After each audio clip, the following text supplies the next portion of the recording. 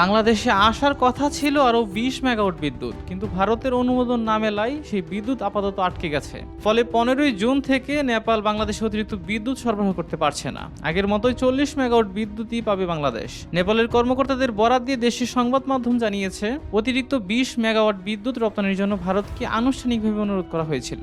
তবে ভারতের কেন্দ্রীয় বিদ্যুৎ কর্তৃপক্ষ সঞ্চালন লাইনের সক্ষমতার সীমাবদ্ধতার কথা বলে অনুমোদন দেয়নি। এর আগে বাংলাদেশ, ভারত ও নেপালের মধ্যে আলোচনায় অতিরিক্ত ২০ মেগাওয়াট বিদ্যুৎ সরবরাহের বিষয়ে নীতিগত সম্মতি হয়েছিল, কিন্তু প্রয়োজনীয় চুক্তি, কারিগরি অনুমোদন এবং যৌথ কমিটির কিছু প্রক্রিয়া এখনো সম্পন্ন হয়নি। নেপাল বলছে বিদ্যমান ব্যবস্থায় বাংলাদেশে ৪০ মেগাওয়াট বিদ্যুৎ রপ্তানি অব্যাহত থাকবে। তবে অতিরিক্ত ২০ মেগাওয়াট চালুর জন্য এখন নতুন করে ত্রিপক্ষীয় সিদ্ধান্তের অপেক্ষা করতে হবে। বাংলাদেশের জন্য প্রস্তুত ছিল অতিরিক্ত ২০ মেগাওয়াট বিদ্যুৎ, কিন্তু শেষ মুহূর্তে ভারতের অনুমোদন না মেলায় আটকে গেল পুরো পরিকল্পনা।